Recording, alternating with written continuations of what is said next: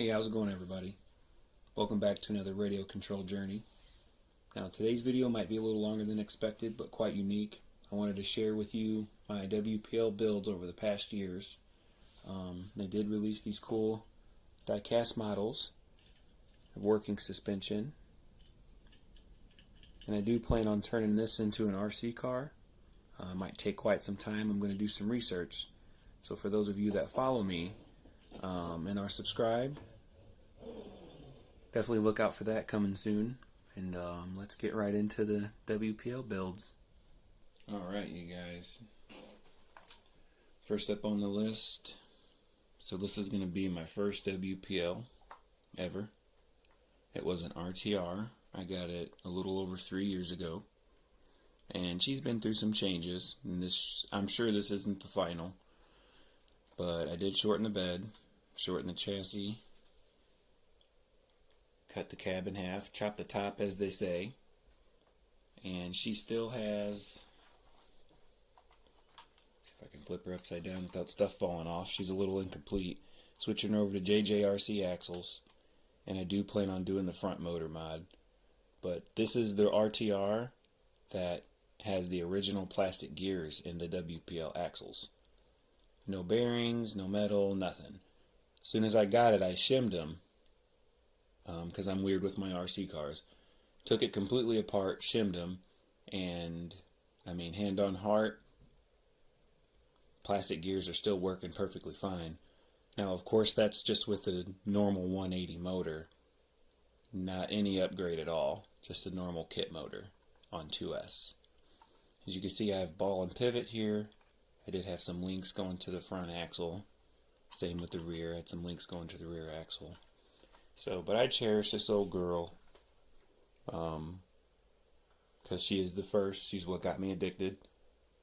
I noticed right away when I played with WPL, the very first versions, there was a lot of weak links as far as the gear mesh, press fitted on drive shafts, cracking drive shafts, non-proportionate steering going out, drive motor going out because it was only a 130.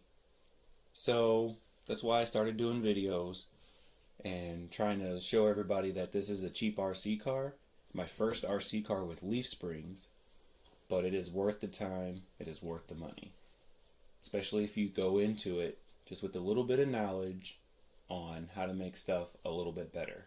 That's not quite to your liking.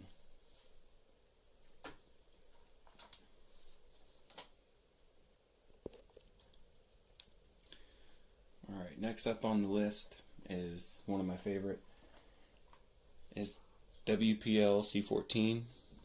She's a little incomplete right now. Electronics are kind of getting passed down, but this is the first one I made a pan hard bar on, if you can see it. Pan hard bar several years ago, at least 2 years ago. Started doing metal all thread, clocked the axles a bit for less of a drive shaft angle, which there's no transmission in it right now, but because what was killing it right off the bat was that crazy drive shaft angle, and a lot of people didn't have their drive shaft alignment properly, or timing, I guess maybe you'd say, and it was hopping back and forth, and that's why. So you see I have a custom skid plate that's been on there since almost day one. Did the interior. I really like this truck. This truck can go through a lot. I'm not sure what I'm doing with it now.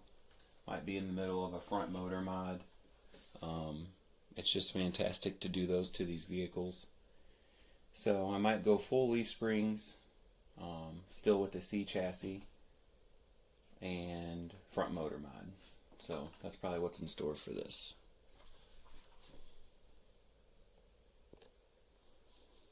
Alright, next up is a B-24 kit. Of course, the only RTR I have is my very first WPL, and then I ordered the B-36 in an RTR, just because I think that's what came out first, as far as first released.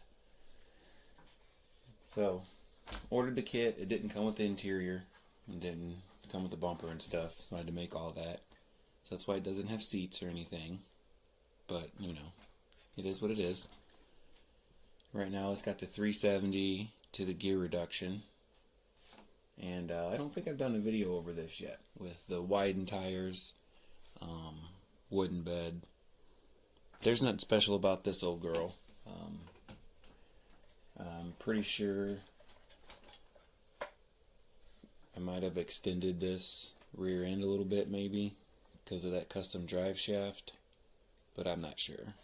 And you'll always notice my drive shaft angles are not, you know, too extreme if I can help it, because that's what kills these plastic drive shafts.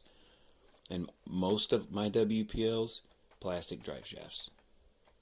So, but at the same time, I don't really abuse them, and I don't crawl with them 24/7. I think I have about 50 to 60 RC cars, so, you know, I use them in the front yard and stuff, and I do a video with them. So I'm sure you guys are out there using your WPLs more than me. I putt around in the yard, but I don't do anything too serious with them.